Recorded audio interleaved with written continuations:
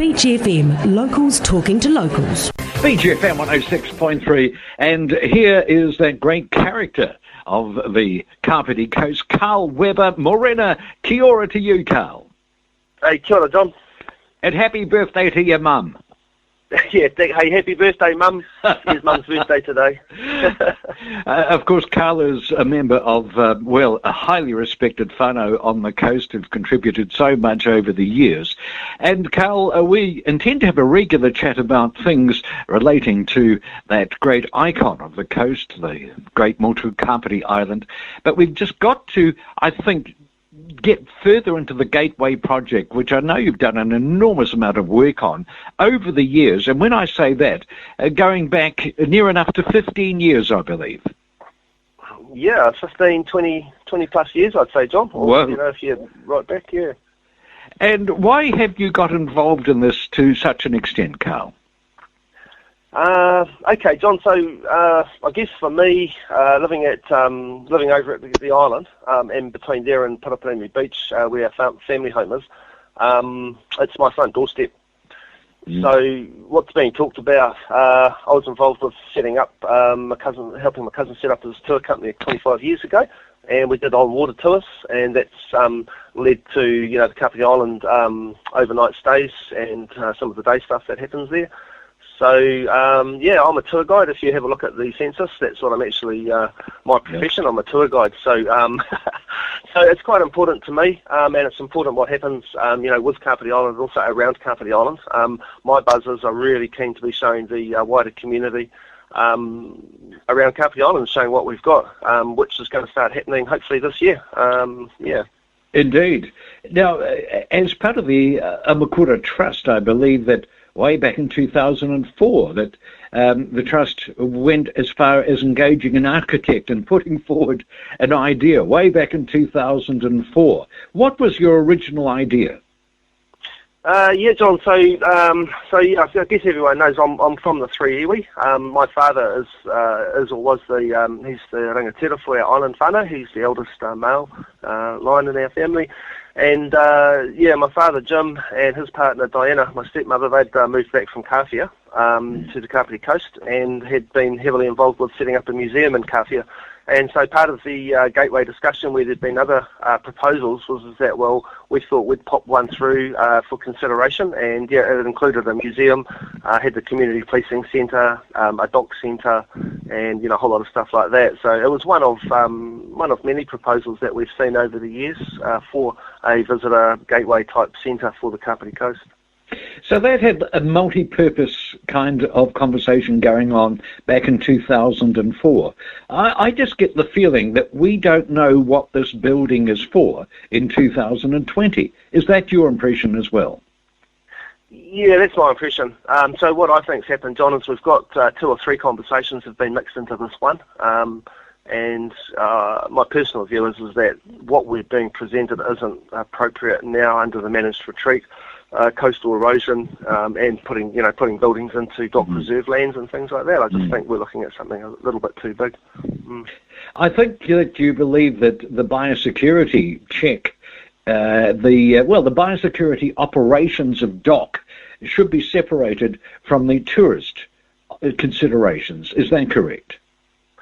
Yes, my personal opinion. Yes, I think what we're looking at for the area we're looking at, we need biosecurity facilities close to that area for the island at some stage. That's one conversation. I think the Gateway visitor stuff is a completely different conversation, and it's a bigger conversation. It's about the whole Kapiti Coast, not just going to the island. Because the thing is that DOC has visitor centres all over the country that they build themselves, and they do very well, and whatever it is designed for, it seems to me, it does the job perfectly well. And why can't that same principle apply to the Kapiti area? I agree. I think DOC do fantastic shelters, and the concession holders that we have here that are providing tours to the island, they do a fantastic job. So they do the Kapiti community proud, in my opinion, and it would be nice for the community to sort of provide some slightly better facilities than what we have, and how we do that, I think, is a conversation. I think what's happened, John, is because we've brought the whole Gateway visitor information service type conversation into this build. It's become too big for its boots to some degree, and it has sort of confused the conversation and divided the community to some degree. So, let's separate out, if we can, the biosecurity conversation. Getting onto the tourist information, even that is complicated, because I think the tourist experience has expanded in recent times. We hear a lot more about cycleways and walkways, and of course we have the wonderful walkways and cycleways alongside the expressway now, and I've got a feeling that's going to spark even more of that activity. The water tours, the island experience that you've been involved in so long, southwards, Namanu, all of the other attractions that we have on the coast. Do you think it can all be done with a building on the coastline? No. Well, that's fine. That's direct. I'm with you, John. I think 25 years ago we kind of missed the boat. We had Lindale Station Village. We were talking about putting railway stations and things like that in. There's a whole lot of stuff going on back then, and we've kind of come full circle. So my hope is that we get this right, and that's what I think's wrong with the Gateway discussion, is the process has kind of been skipped a little bit, and we're at risk of not doing, what's best to be done. And I think, those things you've mentioned, we've got Te Raukura here now, which is fantastic. Yes. Māori Sidesteps, so they were on there over the weekend. They're just such a crack up. It's such a cool facility. The Whale Song project that Marco Zeman and a whole bunch of others are working on, there's a great display in Coastlands. Everyone needs to go and see that, and there's going to be a huge development happening over the road from Coastlands around there. And that's, there's a cultural centre being planned for there. I mean, that's another option for a gateway. So I think it's a bigger discussion that we need to carry on with, and hopefully we can wind back and start talking about how can we do biosecurity better at the beach for the island, and talk with Doc and have an open conversation, right. Not keep it too closed. So what you seem to be suggesting is that we have a smaller operation devoted to biosecurity and the dock operations, and going on the kind of principles established elsewhere in the country. Dock can pay for that because that's what they do in other places. And perhaps we need a separate conversation about a visitor centre. You've just mentioned the Whale Song project, and that is another consideration. That's going to be absolutely stunning. So do you think we have a location problem as well with this discussion?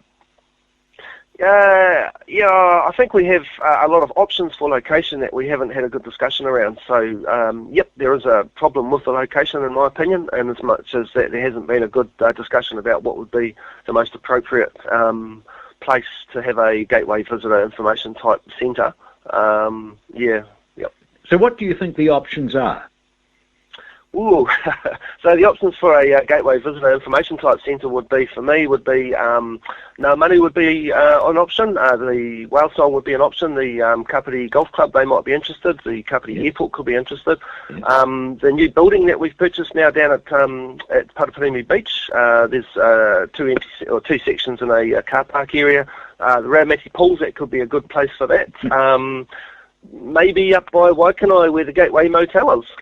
We've got a Gateway Motel, and we've got a railway station that really could be a hub between Wellington and Palmerston North. So there's a whole lot of options, I think, John. I think this week in council, the council are going to be discussing the economic development refresh and go into public consultation about where they're at with that. And for me, the ED refresh and strategy and the tourism policy and the Kapiti story are kind of an underlying foundation that we need to build on with things like visitor centres, gateway, information service, that sort of stuff there.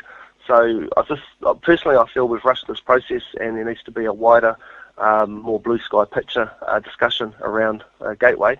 Biosecurity for Kapiti Island absolutely needs to be where the boats leave, close to that area down at the beach. So there's a couple of different discussions, I think.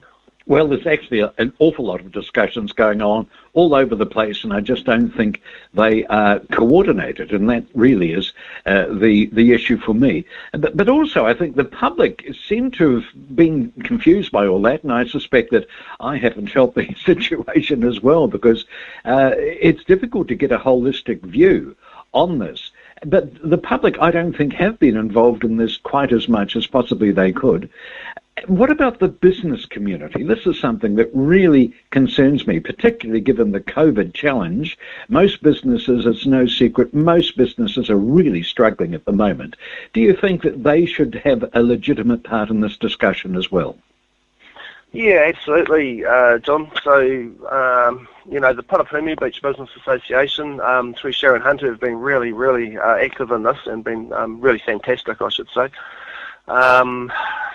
We've got a new group, I think, getting set up at Raumati for the Raumati Business Association. I think I've heard some rumours there's a group getting set up down there.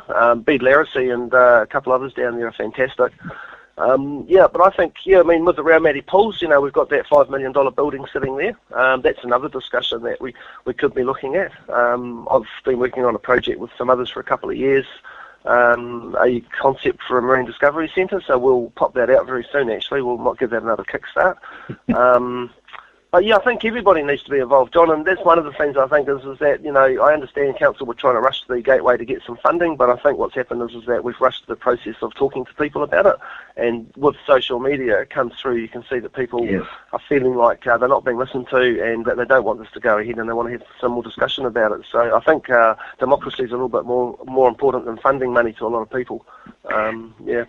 So, yes, it is. It's the $2 million from the Provincial Growth Fund that really are driving the timetable at the moment, and a certain rush to judgment that could lead to some regrets in the future. That's just the feeling I've got, and would you echo those feelings? Yep, I feel similar to you, John, with that, absolutely. Okay, so this is Karl Webber. Karl has been involved in the whole Kapiti area for many generations now. Have any idea how many generations, by the way, Karl? What's your whakapapa? So 1822 our lot turned up here. So wow. My lot have been down the beach here for Parapūmī Beach. I'd say probably about six or seven generations, eh? Crikey. Well, I think you've got speaking rights, that's for sure. That's wonderful. Karl, thank you so much for joining us this morning. We'll do it again sometime. It's been a great pleasure for me to have you here on Beach FM. Thank you so much. Well, John, always a pleasure to talk to you, bro. 106.3 Beach FM.